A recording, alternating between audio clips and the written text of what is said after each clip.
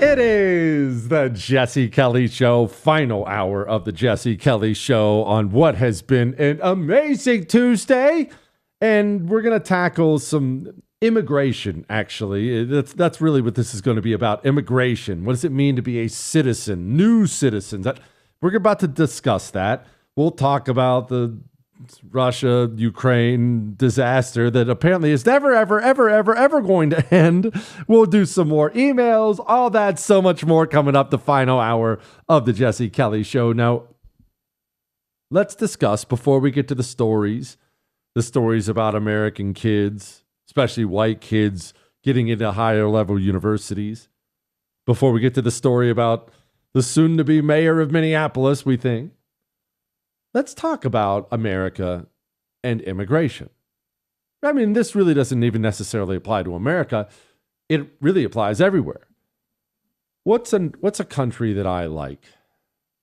Mexico. I actually like Mexico. Now, it's terribly corrupt, and I don't want to live there, but let's pretend for a moment that I did want to live there, because I do genuinely love, I love the people, Mexican people. I've always loved them. I love the food. I love the music. They have mountains. They have beaches. Let's say I decide I want to move to Mexico. Or you know what? Maybe it's not even a desire thing. Maybe Jewish producer Chris drags the show down to such a level that we get taken off the air. And I lose my job and I can't find work here. What if it's out of necessity? I find a job, a radio job in Mexico. Buenas tardes. I'm going to pack up the family and I'm going to move. Now, I'm moving to Mexico, maybe out of want, maybe out of necessity, but me, Ob, the boys, if we're going to leave America, sell our house, bring as much stuff as we can, and move to Mexico, because Mexico has provided for me a job opportunity, an opportunity to feed my family in a way America does not, then I would view it as an obligation to A, follow the laws, B, follow the customs of wherever I am. Mexican customs, because it's a different country, they do things differently than we do. It's not uncommon for Mexican workers to take a nap in the middle of the day, broad daylight. Perhaps you've seen this on a construction site, landscapers. They'll just throw a hat over their head and just go to sleep for a little while. Different customs, right? Different people, different customs. I would view it as an obligation to follow those customs. And if I've left America and Mexico is going to be where I live, Mexico is going to be where I retire, I think it's a requirement of me to do that. I would feel obligated as a new arrival to their country to follow their customs and their culture and to become Mexican in whatever way you can become Mexican. That's what I would do. I don't think I'm off base in saying that's what you would do. If you were forced to leave America and you had to go to Poland, I don't believe that you would probably try to bring all of America's culture to Poland, would you? Poland provided the opportunity, America didn't. You're going to go be Polish now. Okay. Immigration has to be handled in that way as a nation. A nation. The nation that has immigrants coming into it has to handle its immigration in that way. And most nations have understood this historically. The United States of America has understood this historically. Yes, we can accept people here. Frankly, we should accept people here who want to be American. You're leaving wherever you're leaving for whatever reason. Maybe in Ireland, there's a potato famine and people are dying and you don't want to have a potato famine death. You want a chance at something better. I realize you were born in Ireland. Your family's in Ireland. Your heritage is Irish and no one's asking you to give that up. But when you get here, it better be the American flag that is primo for you. because this country doesn't have a potato famine, and this country provided you with an opportunity. That's how it has always been understood. Same situation with Italian immigration. I know I like to have fun with Italians, but it's actually because I adore them. But when Italians came here en masse, the exact same thing was demanded. Yes, bring your pizza recipe. That's fine. I don't expect you to give that up. But you better view yourself as an American because you left your country and you became an American. And that is on the country that is welcoming the immigrants. You see, you have to demand that of the people coming into your country. If you do not, they will simply bring their country into your country and set up a new country. This has happened so many times throughout history. It's in the freaking Bible.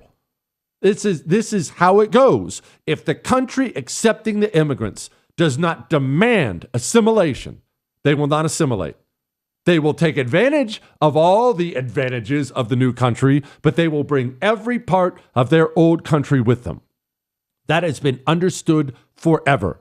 But because the left is evil and the right is weak, we have completely lost sight of that here in the United States of America. The left wants to bring in 50,000 people from Venezuela because they understand the more violence that's here, the better it is for them. They understand the more immigrants that are here, the more Democrats will get elected. So like I said, they're just sick, evil, and wrong. But the right can be talked into this, especially America's feminized church can be talked into this easily. Well, do you think Jesus would want those Venezuelans to have to stay? What about Jesus? What would Jesus do? He would welcome them all into his home.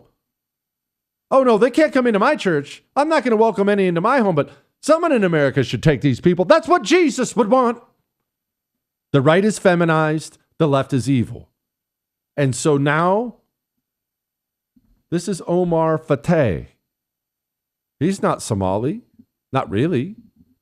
I mean, he was born in the United States of America. According to our laws, he is an American citizen. This is Omar Fateh running for mayor of Minneapolis, standing in front of a bunch of Somalis in Minneapolis. I understand that our Somali communities are all connected to each other here in Minnesota and back home, and I ask for your support. There's always been a link between our community here as well as back home, and I'm running to bridge that gap and unite all of us and represent all of us, because when we succeed here, we can succeed everywhere. And I'm hoping to do that just like Abdulrazak, inshallah. Does that sound like somebody who's running for office to make Minneapolis better? Serve and represent the citizens of Minneapolis?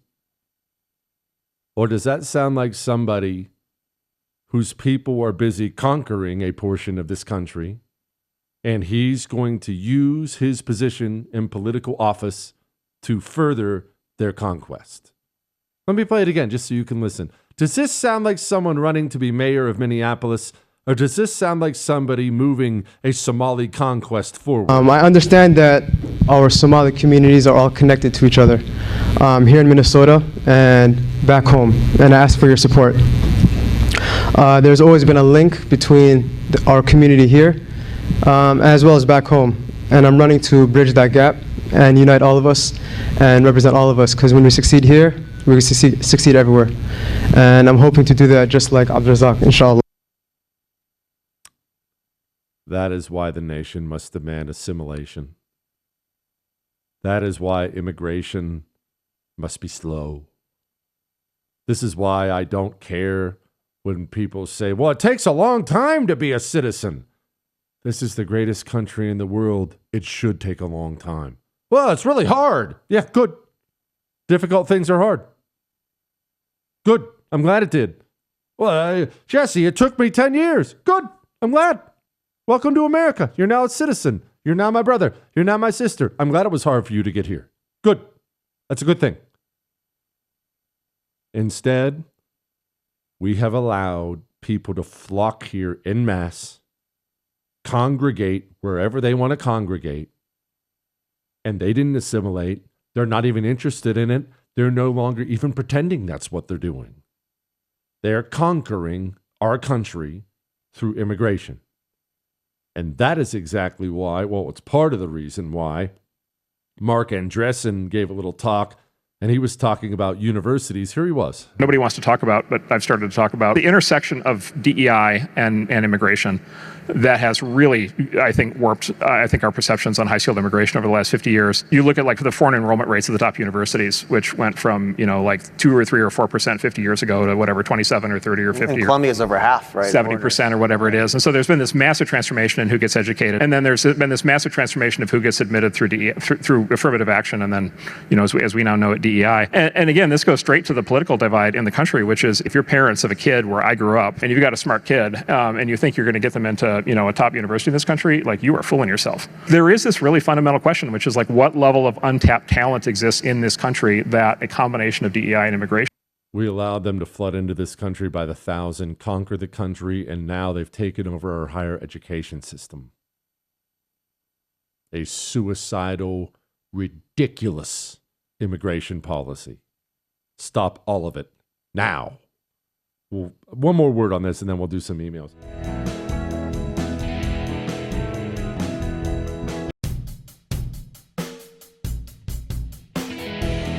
It is the Jesse Kelly Show on a wonderful, wonderful, wonderful Tuesday. Remember, you can email the show, jesse@jessekellyshow.com. Allowing people to immigrate en masse from any nation, congregate, bring their nation to this nation, and then join forces with the left to conquer the nation is profoundly evil, and it is happening in the United States of America. It has already happened in many ways. In case it makes you feel better, it probably doesn't. It's happening in the UK. It's happening in Ireland. It's happening in France. It's happening in Germany. The left wing of all these countries, realizing that their native citizens, their patriotic citizens were their enemy, opened up their borders, imported as many people as humanly possible, and now the foreigners have joined forces to destroy the country. I'm going to play this cut one more time. This is criminal. That this exists in the United States of America is criminal for higher education. And the reason this gets me so angry is not because I have sons that are not far from graduating high school. It's doubtful that either of my children will go to college. I don't just tell you about trade school. I point my sons that way. They can if they want, but not just willy-nilly. I'll be very, very selective. And they're going to have a purpose. Either way, I have friend after friend after friend after friend who has gone through trying to get their kid into a higher education and failed.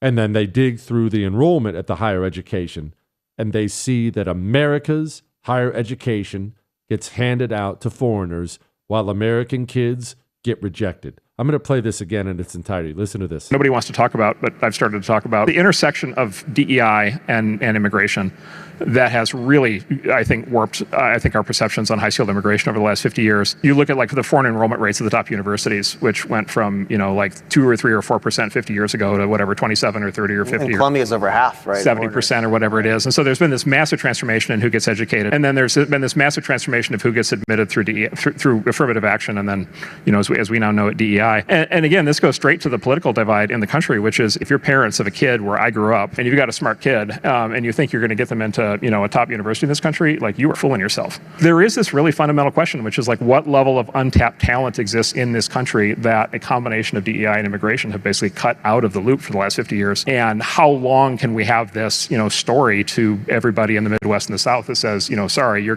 because of historical oppression, your kids are SOL. Harvard renames 2 more DEI offices amid ongoing rebranding. That's from Campus Reform. Higher education hasn't even changed their ways. They're having to change some names or having to shuffle some things around because they've been made to look bad, but that's criminal.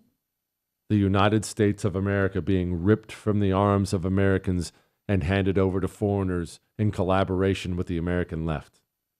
Horrible. Jesse, you discussed proper bacon cooking methods the day before Independence Day.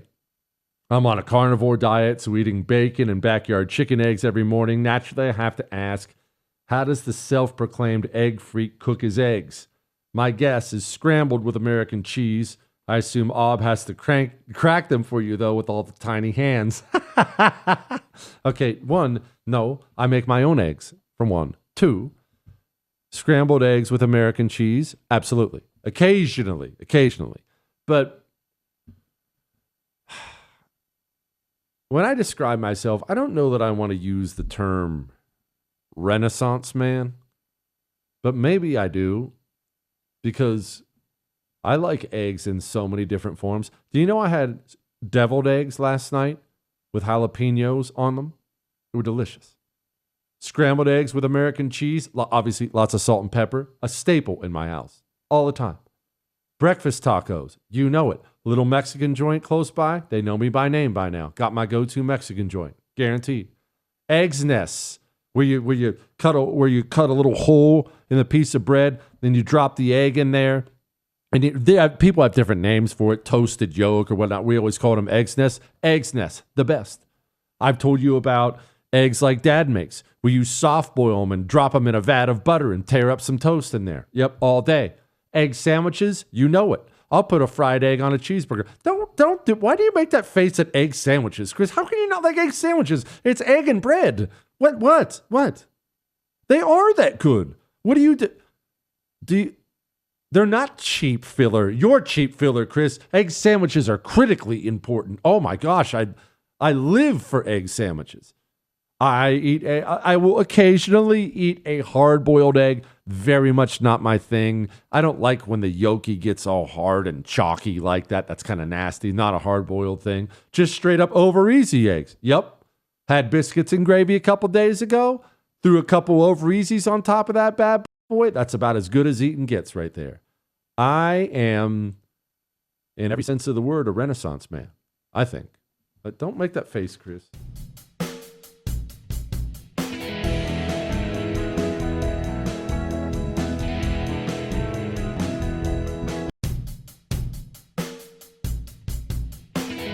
It is the Jesse Kelly Show on a wonderful, wonderful Tuesday. Remember, if you miss any part of the show, you can download the whole thing on iHeart, Spotify, iTunes.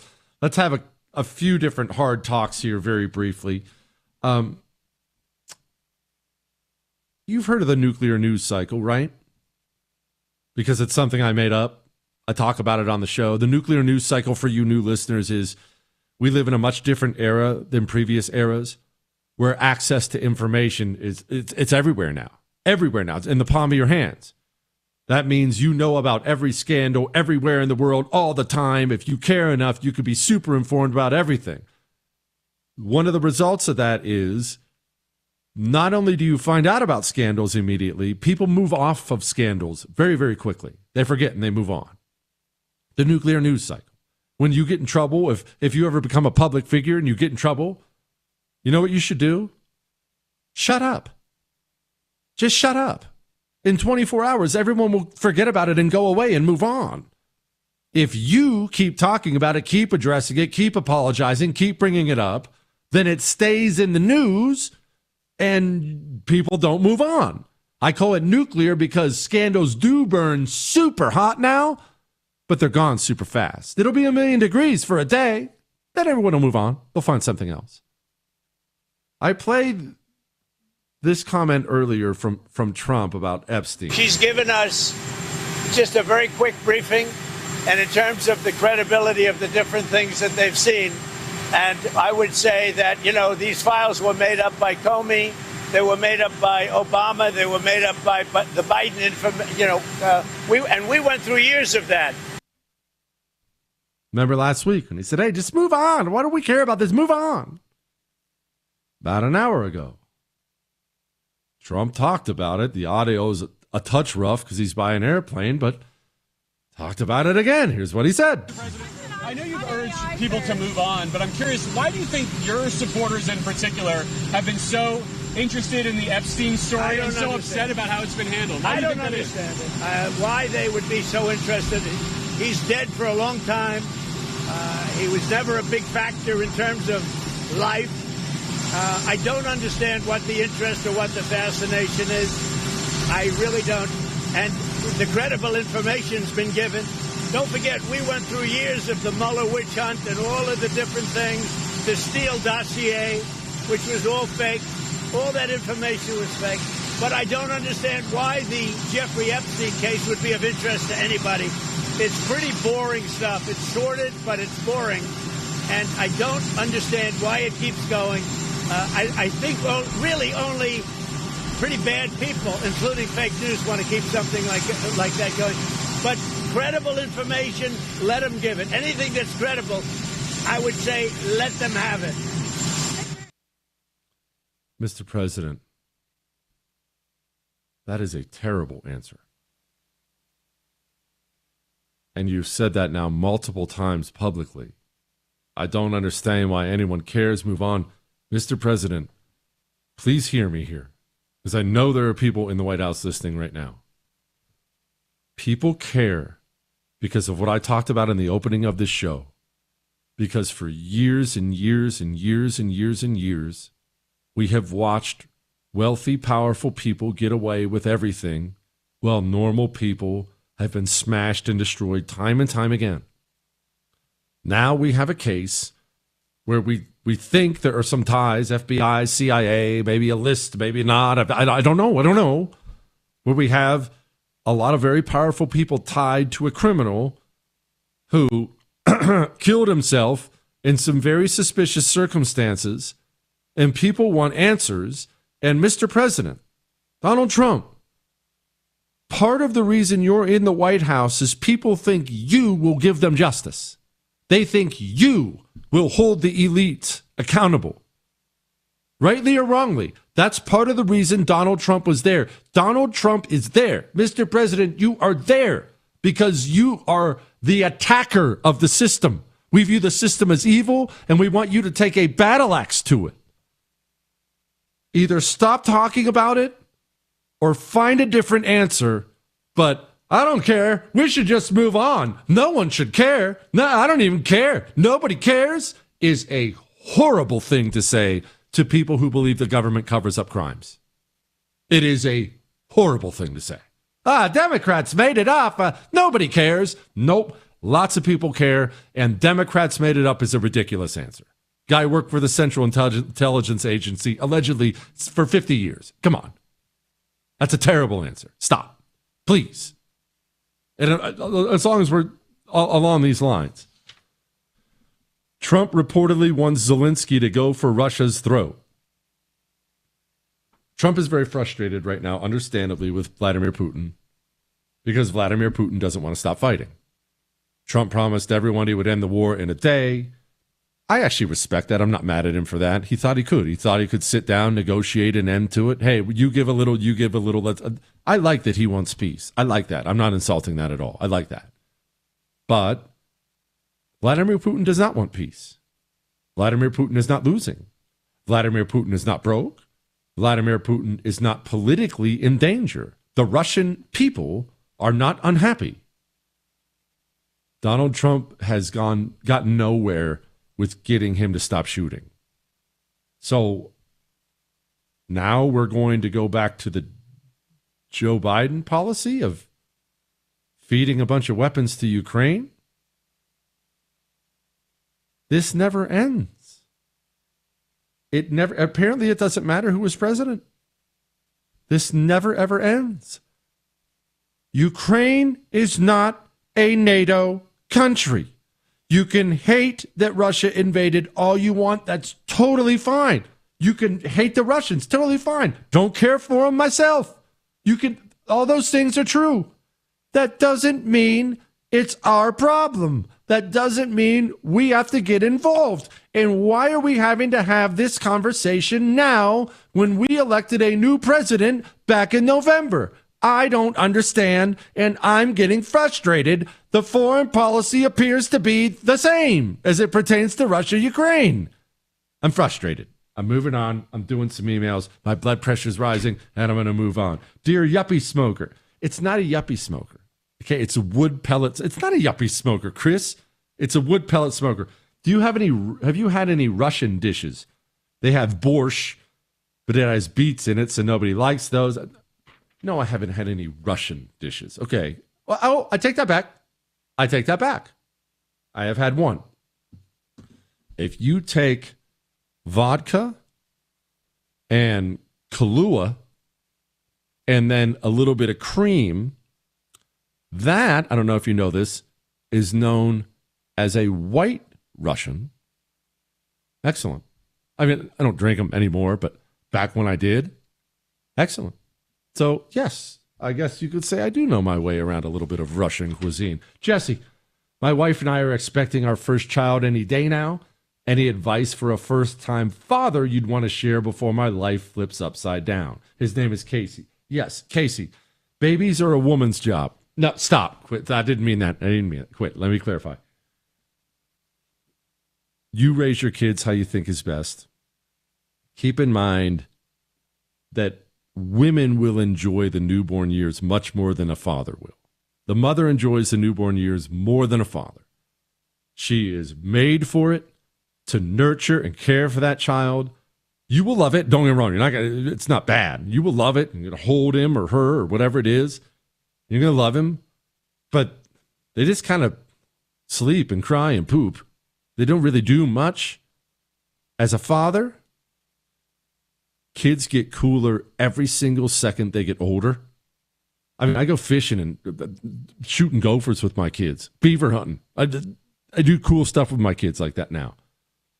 And the sad part is it works the exact opposite with women. Ob calls it the longest breakup in history. As they get older and older and older, they will slowly separate from mom and kind of glob more onto you. Just be ready for that. It's all perfectly natural.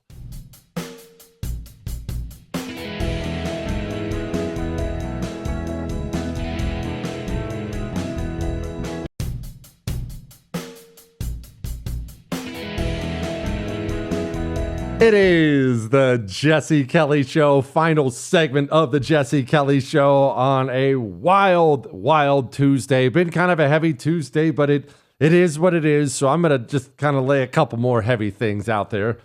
The first one is this. It was a headline from the Daily Mail. And the headline is, Parents Ask Male Daycare Workers Not to Dress or Change Their Children's Nappies Amid Alleged Sex Abuse Cases. Okay. So I understand that we live in an era where we have to try to pretend there aren't differences between men and women, that women should be allowed anywhere men should be, and men should be allowed anywhere women should be. I realize all that fluffy, idiotic nonsense is really common thinking now. But parents, please hear me on this. Please. If you have to drop your kid off at daycare, and many people do. We had a point in time in our marriage, both of us had to work, kid had to go to daycare. I get it. And believe me, you're not getting any judgment here. Sometimes that's the way it goes. If there are males working at the daycare, take your child out of that daycare and take them to a different one. There is no male on the planet who has a strong desire to work around other people's little kids, changing diapers, changing clothes, unless he is there for bad reasons. And don't email me that your brother's the exception or something like that. If your brother volunteers to change the diapers of 1-year-olds, your brother's a weird freak, okay? Something is weird about it. And even if it's not, because I'm sure there actually are exceptions, right? I'm sure there are exceptions. Do you really believe that daycare you dropped your child off, that has the one dude who's the exception? Is that what you believe? Come on now, please. That's woman's work. Get serious. No. No man wants to go work in a daycare. If he's there for a bad reason. And you know what? As long as I'm making everybody mad tonight, I'm sure I'll have all kinds of hate mail after the Trump stuff and now this. Let me go ahead and add this little thing in there, which I've said before, but I'll say it again. If you have a little girl and she's, let's say, into sports, be very careful around the male coaches. Extremely careful. Especially if it's a sport like gymnastics or swimming or something like that. How many dudes want to coach 14-year-old girls in swimming? You really think that's a burning passion of a lot of men? You know, one day, I hope to lead the 14-year-old girls to a championship. That's just what I want as a dude. Do you really think that? Are there guys out there like that? I'm sure. That's probably more the exception than the rule, right? Probably should be a little wary of the guy who voluntarily puts himself around 14-year-old girls in bathing suits. That's woman's work. Let it go. All right? All right. Now, as long as we're making everybody mad and stepping on everyone's toes, maybe I'm just in a mood. There's a headline out of France. The French PM proposes cutting national holidays to cut the debt. You don't care about France and you don't care about their national holidays, but I just want to point out that all these Western nations, including ours, that have spent themselves into bankruptcy and won't cut a dime of spending, they're going to continue to come up with these insane little schemes to try to avoid a debt crisis instead of just stopping the ridiculous spending. The United States of America is going to do this stuff too. If France wants to solve the national debt, it should really probably solve the spending problem. If America wants to solve our $37 trillion national debt, I know you can think, well, we just need better interest rates here. We just need maybe we can grow our way out. Growth is fine. Great. Lower interest rates are great. Fine. Sign me up for all those. Unless we significantly cut the spending, nothing changes. But nobody wants to do that. So instead, all these politicians try to come up with some way they could kind of twist themselves into, no, maybe if we shaved off a vacation day and then we issued some special gold bonds with 2% interest rate. No, you cannot spend $2 trillion a year more than you take in without a debt bomb exploding in your country. And that debt bomb is coming to Western countries. It is. It is coming. All right. On that sunny note, let's do some headlines. And now, Here's a headline. Go, you know the thing. headlines we didn't get to. Israel begins talks with countries that could take in the Gazans under the Trump plan. I almost forgot the plan was to send the Gazans to other countries. Only the plan is running into a bit of a snag because nobody wants the Gazans in their countries. This is making this whole thing quite difficult for everybody. Several hurt in anti-migrant unrest in Spanish Town. We're starting to see these things in the UK, in Ireland, in Spain. We're seeing similar things here in America, but because of the election of Trump, they got toned down a little bit. The people who are citizens are tired of being assaulted and replaced by people like this. I understand that our Somali communities are all connected to each other here in Minnesota and back home, and I ask for your support. There's always been a link between our community here as well as back home, and I'm running to bridge that gap and unite all of us and represent all of us, because when we succeed here, we succeed everywhere. And I'm hoping to do that just like Abdulrazak, inshallah. Yeah, we're tired of that. They were afraid. Mark Cuban says Kamala campaign didn't trust her to go on bro podcasts. It's almost odd and kind of hilarious to think back that after 4 years of having to cover up for Joe Biden's incompetence, Democrats had to transition and cover up for Dome's incompetence. It's kind of awesome. Hallelujah. Jubilant Mike Rowe wakes up to see the economy turn back to dirty jobs. That is one really great thing that's happening out there. If we have to focus on the good, we are getting some industry back in the United States of America that is not only necessary, it's wonderful for the next generation. I'll be back tomorrow, hopefully with some good news. That's all.